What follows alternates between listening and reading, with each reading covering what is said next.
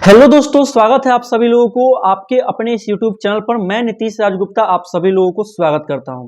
दोस्तों, बहुत सारे भाइयों ने ऐसा कमेंट किया कि आप ना रीजनिंग के ऊपर भी वीडियो बनाइए, ठीक है। क्योंकि कोई कोई ऐसे व्यक्ति है जिनका रीजनिंग तक काफी कमजोर है और कोई कोई ऐसे व्यक्ति है कि जिनका नंबर जो है ना 30 में से मात्र जो है ना 20 नंबर, 22 नंबर या मोटा मोटी 24 नंबर आ पा रहा, यानी कि रीजनिंग का सेक्शन उनका वीक है, ठीक है। और जानते हैं कि ग्रुप डी के एग्जाम में रीजनिंग का कुल 30 क्वेश्चन है और 30 क्वेश्चन अपने आप में बहुत ज्यादा मायने रखता है। 30 नंबर में से यदि आपका 28 नंबर, 27 नंबर नहीं आता है तो समझ जाए ना आपका रिजल्ट कहीं ना कहीं रुक सकता है। इसलिए हम रीजनिंग में कोई चांस नहीं ले सकते हैं, क्योंकि भारत के अधिकतर युवा रीजनिंग में अपना 100% स्कोर करते हैं। तो उसी के लिए आज का यह वीडियो जो है ना मास्टर स्ट्रेटजी होने वाला है। किसके लिए? रीजनिंग के सेक्शन के लिए।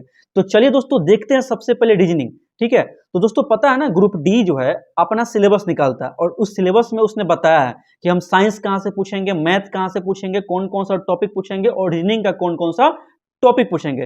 तो सबसे पहले हमें सिलेबस पर ध्यान देना पड़ेगा और ग्रुप डी के रीजनिंग का सिलेबस ये है जो आपको दिखाई दे रहा होगा, ठीक है। ये पूरा सिलेबस है जो कि मेंटेन किया गया, बताया गया। लेकिन सिलेबस तो दोस्तों आप सभी लोग पढ़ लिए होंगे, लेकिन फिर भी नंबर जो है ना बढ़ नहीं पा रहा।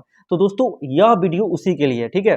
मैं आपको बताऊंगा कि आखिर किस प्रकार से हम जो है ना रीजनिंग में ज्यादा नंबर ले आ सकते हैं, वो भी कम मेहनत करके। जी हाँ दोस्तों, आपने सही समझा, कम मेहनत करके, क्योंकि इस तरीके को मैंने भी अपनाया था। तो दोस्तों सबसे पहले तो आप सिलेबस देख लिए कि सिलेबस में ये पूरा टॉपिक मेंशन किया गया है, लेकिन सिलेबस से सब क्वेश्चन नहीं पूछा जाता। आप सिलेबस पढ़ेंगे, सही से रिवीजन नहीं कर पाएंगे तो कहां से नंबर आएगा? ऐसे नहीं करेगा, कोई कोई पॉइंट आप गलती करवे करिएगा, ठीक है। तो सबसे बड़ा पॉइंट है, देखिए रीजनिंग का एक सेक्शन होता है, ठीक है। सबसे बड़ा पॉइंट इसमें पूछा जाता है कोडिंग डिकोडिंग फॉर्म से, ठीक है। कोडिंग डिकोडिंग आप सभी लोग जानते होंगे।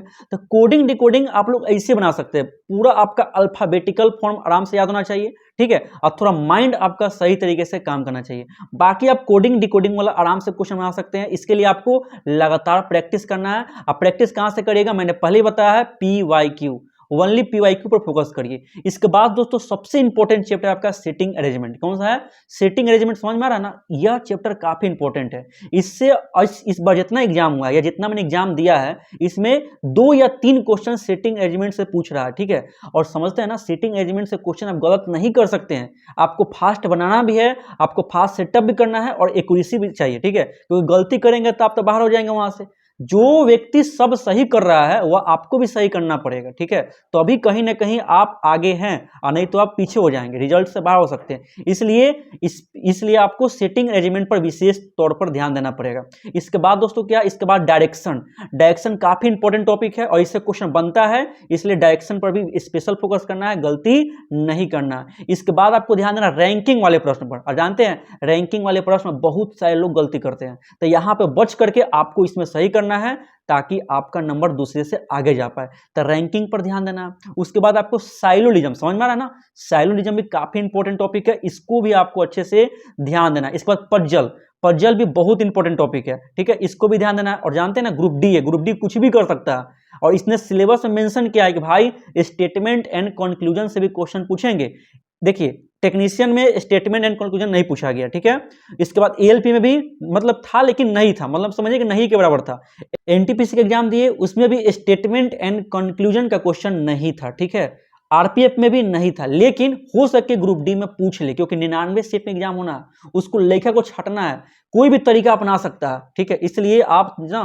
इसलिए आप ना थोड़ा स्टेटमेंट एंड कंक्लूजन वाले क्वेश्चन पर भी विशेष ध्यान दीजिएगा।